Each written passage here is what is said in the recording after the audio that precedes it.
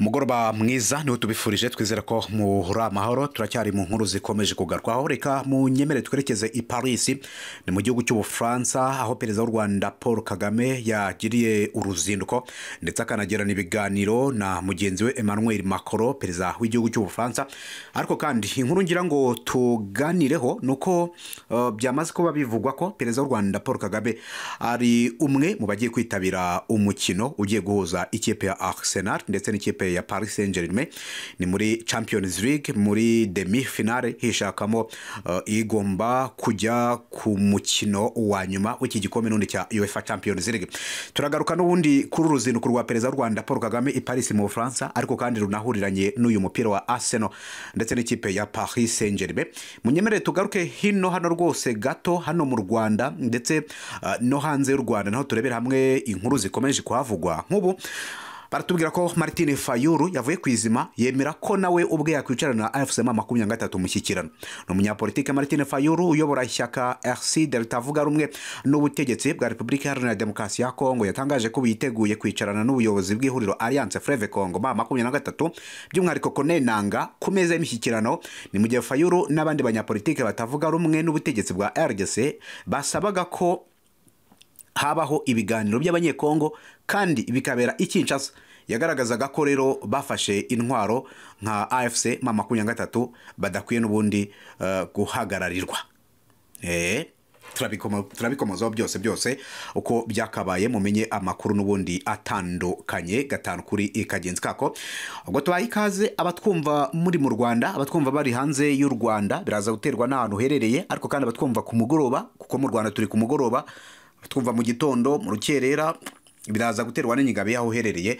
Mwese tubahaye ikaze n'undi muri iki kiganiro. Reka munyemere duhere i Paris ni mu gihugu cy'Ubufaransa ahari perezida w'u Rwanda Paul Kagame ariko kandi hakaba hanategerejwe umukino w'ishiraniro hagati ya Arsenal kipe mu Bwongereza ndetse n'ikipe ya Paris Saint-Germain. Twavuga ko ikipe nkuru y'ubukombe muri iki gihugu cy'Ubufaransa n'ubundi muri rusange. Perezida Paul Kagame none tariki ya 7 ukwezi kwa 5 mwaka 2025 yagiranye ibiganiro na mugenzi we w'Ubufaransa Emmanuel Macron. Ni ibiganiro kandi byagarutse ku mubano w'ibihugu byombi ndetse no ku bibazo byugarije isi yose muri rusange. Ni ibiganiro byabereye i Paris mu Bufaransa mu gihe n'ubundi Ubufaransa ari kimwe mu bihugu biri kugira uruhare mu biganiro bigamije guhuza u Rwanda na Republika Iharanira Demokarasi ya Kongo kugira ngo umwuka mubi uri hagati y'ibihugu byombi ube wavaho.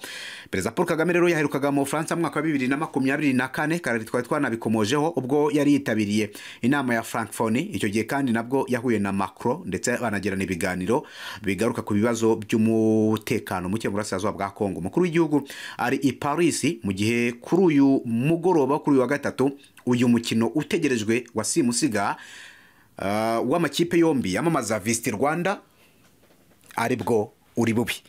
Ibingibi abanini baranashimangira ko perezida Paul Kagame icyaba cyamujyanye mu byamujyanye nyirizina harimo n'uyu mukino agomba kuba yitabira n'undi muri rusange. Ikipe ya Arsenal ifitanye amasezerano n'u Rwanda yo kwamamaza Visit Rwanda ku kuboko ngira ngo murabibona. Hanyuma ikipe ya Paris Saint-Germain nayo ifitanye amasezerano na Visit Rwanda nuko ngo yo kwamamaza Visit Rwanda ariko noneho ubwo bakambara Visit Rwanda ku mipira yabo cyangwa se kuri kuri aya majezi y'imipira handitseho Visit Rwanda ariko noneho ubwo bakayambara mu gihe cy'imyitozo. Amasezerano no kwavuga bivuze ngo mu kibuga tushobora kubona Arsenal yambaye Visit Rwanda, ikipe ya Paris Saint-Germain yo itayambaye kuko ni umukino ntabwo ari imyitozo nuko nguko byestaye. Gusa igihari nyamukuru nuko perezida w'u Rwanda Paul Kagame bivugwa ko ari umwe mu bagiye kwitabira uyu mukino utegerejwe mu kanya gato cyane ku isaha y'isa 3 aho ruraza kuba rwambikanye i Parc des Princes hariya kuri stade y'ikipe ya Paris Saint-Germain n'ubundi muri rusange. Ubwo izo ni update turakomeza kugenda tuzibahereza. Perezida w'u Rwanda Paul Kagame witayari amaze kuba hagera urumva ko yanaganiriye na nyiricyubahiro Emmanuel Macron wagiye ashaka kenshi kwinjira mu buhuza ariko ntibyamukundira kuko ibi Leta Zunze Ubumwe za Amerika iri gukora. Emmanuel Macron yabigerageje kenshi gashoboka ariko ntibyamukundira n'ubundi muri rusange. So ubwo rero nuko bimeze, turagaza kugumya tubapudetinga kuri inkuru birebana n'ibiraza kugenda bigarwaho. Reka twigarukire mu burasirazuba bw'abaturanyi, ni muri Repubulika Iharanira Demokarasi ya Kongo. Dukomeze ku munyapolitike bamwita Martin Fayulu, yigeze kwiyamamariza kuyobora iki gihugu, yatanzwe n'ishyaka anayoboye ni ARCID, ni ishyaka ritavuga rumwe n'ubutegetsi bwa Repubulika Iharanira Demokarasi ya Kongo.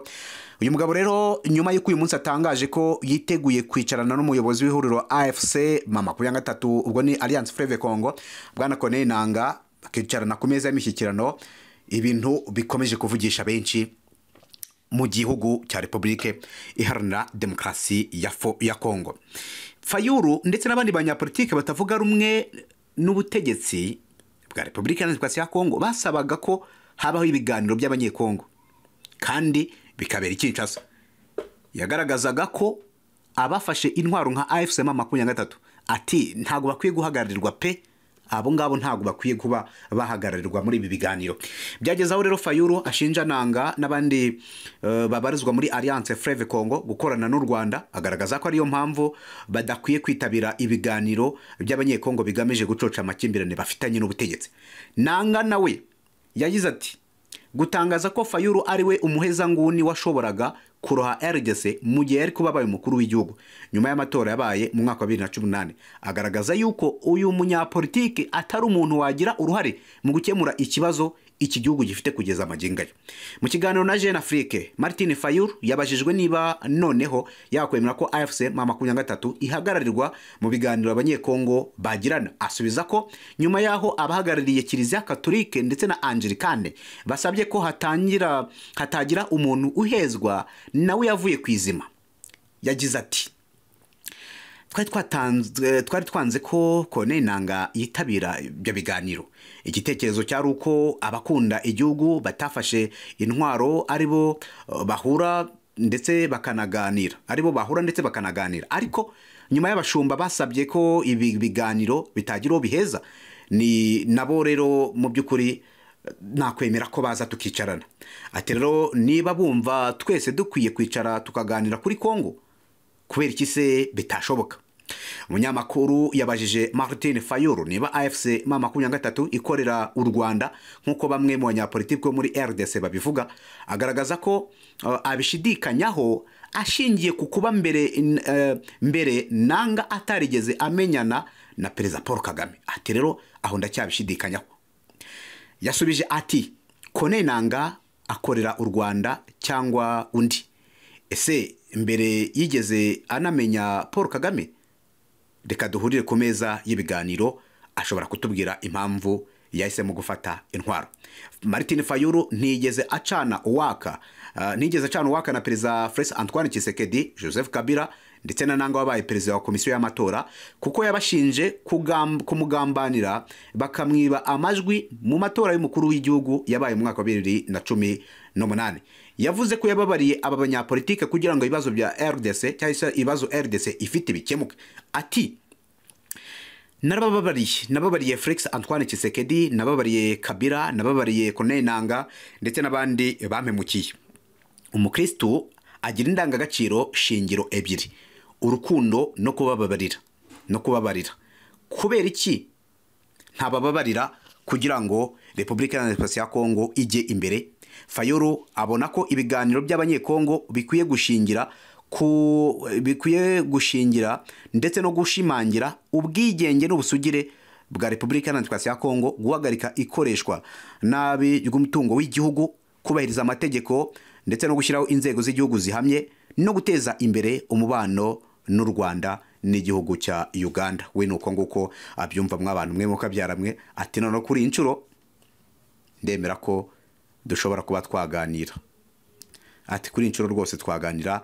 N'amagambo y'uwitwa Corneille Martin Fayulu yatangazaga n'ubundi muri rusange. So biragaragara ko rero ibirebana n'iyi mirwano, ibirebana no kukutumvikana gukomeje mu burasirazuba bwa Repubulika Iharanira Demokarasi ya Kongo, abanyapolitike barabivugaho bitandukanye. Baragaragaza yuko noneho kugeza uyu munsi wa none, ukurikije uko AFC Alliance Fleuve Congo yubatse ibintu byayo mu nzira za diplomasi, n'abanyapolitike bifuza kuba bakicarana na M23 yewe byanaba ngombwa benshi muri bo bakaba bayijoininga ahanini kubera impamvu zitandukanye zirebana n'ibitavugwaho rumwe ndetse n'ibyo batemera kuri perezida Felix Antoine Tshisekedi Chilombo. Uyu Tshisekedi uwitwa Obasanjo Olusegun yahoze ari perezida w'igihugu cya Nigeria harutse gusaba ko hashyirwaho guverinoma y'inzibacyuho mu rwego rwo kugira ngo umugabo bita Felix Antoine Tshisekedi abaruhutse abatuye no mitwaro ya Repubulika Iharanira Demokarasi ya Kongo yose. Ese byo bizacamo? Reka dutegereze turebe ko amakuru azakomeza kugenda yitwara, kuko kugeza amaginga ya ntago ibintu byoroshye mu burasirazuba bw'iki gihugu cya Repubulika Iharanira Demokarasi ya Kongo, ahubwo bikomeje kurushaho kuba ibibazo bikomeye cyane. Ubwo ibyo byose rero ni inkuru turaza gukomeza kugenda dukurikirana. Ntago nasoza rero ntagarutse kuri situation ihari uyu munsi tariki ya 7 nkuko twabigarutse mu masaha mu gitondo hitwa Uvira humvikanye kurasana, ndetse no mu bice bya Kamanyora naho biravuga ko humvikanye ibisasu, ndetse aya makuru akaba avugwa ko mu by'ukuri ibi bisasu byabaye ari abazarendo bongeye kugaba ibitero ku basirikare ba M23 bikaza gutuma n'undi habaho kurasana muri rusange. Ubwo rero ibintu birakomeza kuba bibi cyane. Navuga ko ya CCLF iri mu nyandiko gusa, kuko nujya mu bikorwa cyase kuri tele urasanga nta gahenge gahari, bakomeje kurwana. Nabonye ko abazarendo nibo bari kurwana, ngo nta mufarigeze uri kurwana, cyane ko nabo batameranye neza n'abazarendo. So ubwo rero nuko nguko bikomeje kugenda byitwara muri ibiriya bice n'undi muri rusange. Ubwo munyemere tuze gukomeza dukomoza ku yandi makuru hari buze kugenda tugeraho. Ubwo hagati aho gahunda zacu zo zirakomeje.